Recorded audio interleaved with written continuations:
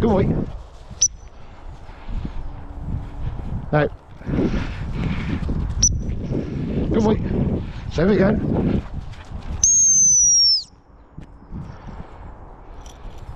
Same again. He sits there. I get the dummy. This is to make him understand the dummy is my dummy. If I say he can have it, he can have it. If I say he can't have it, that's how it works. Because when he gets onto a pheasant shoot or something like that, I don't want him running in chasing every bird he sees. Sit up.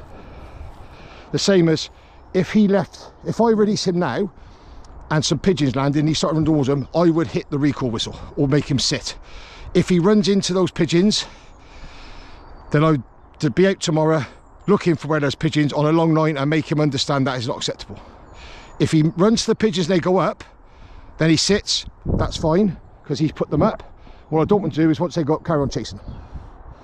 So as you can see, he's still sat.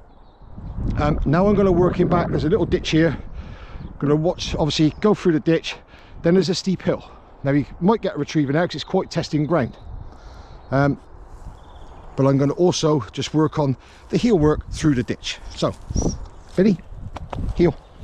Good boy. Like I say, I apologise if it's a bit windy. We're on the side of a hill. This is part of the golf course, or what was the golf course. The golf course is up to my left. Heel, good boy. We're just training up here. This is great for training. And as I said on my previous videos, if anybody wants to come out and do this, or come and watch, by all means you can.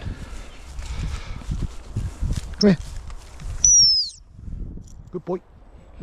So, another question I did have was, how do you find where to train? It's quite simple. I will train anywhere and everywhere, because the more places I put him in and make him understand what I want, the less chance there is when he gets somewhere new is good boy. So I want to train him as much as I can. So if I'm out on the route to lessons or wherever I'm going, whether it be the Bristol, the Forest, I'm always looking for opportunities in new places.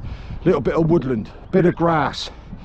I do a lot of what we call stock training.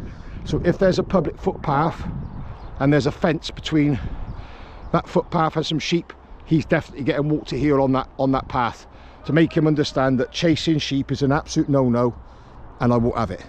To be fair, if you've watched my previous videos, we were training up here before there were sheep. He was off the lead and he paid no attention. So I'm hoping that continues. Anyway, back to this. This is now going to be a little retrieve because it's the bank. So I'm going to make him sit.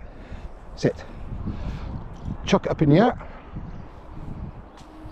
And he's got to wait till I send him. Sit. Sit. Away. So now he's got to use that nose and he's got to look for it. Good boy. I want him to come in, sit up, hold up and look at me. Hold. Hold. Hold. Hold. Drop. Good boy. Good boy. Sit there. So, if he hadn't have had a longish run this morning, I would be here for about 30 minutes. He won't work for that full 30 minutes. He will probably do 2 or 3 minutes and he'll have a little rest. When I'm training, he doesn't get what I call free running. So in the morning, he'll go out for a walk, which is no more than 5 minutes, where he's allowed to sniff and toilet and just chill. The only thing that he's not allowed to do is go too far away from me. But the next 2 training walks like this now, he doesn't get free running. So I'm not going to release him and let him just go and do it once. I want him to understand the difference between play and work. So on this training now, he has to hunt, he has to retrieve, he has to sit when I say, and everything else. On the other walk in the morning, he can sniff, he can stand around, but when I pip the whistle, when he's going too far, I expect him to turn, and if I call him to come back, he has to come back. Apart from that, he just does what he wants. So he's eyeing up the golfers over there. So now we're just going to carry on with one more. Now what's going to do, what's called a blind retrieve. So I'm going to throw the dummy over his head, and I'm going to walk him away from it, then I'm going to send him back for it, so he's got to remember where it lands. Again, we haven't done this much, so if he fails, I'm not really bothered. Sit. Keep the hand up. Dummy goes over his head, so he's seen it land. Sit. Heel. Heel. Heel. Good boy. Come on.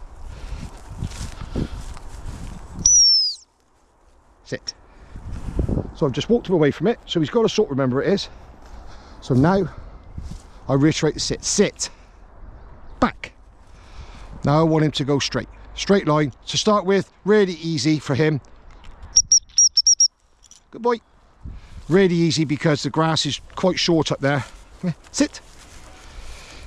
Drop. Good boy.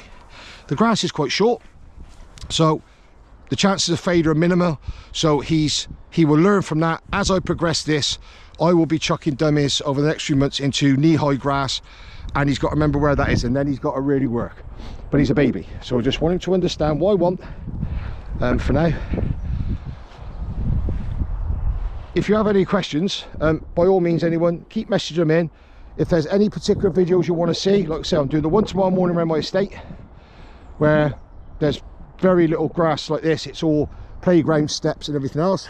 If there's any particular videos you want, you can either private message me. If you follow me on Facebook, you've got access to the message page, or you could comment on this video.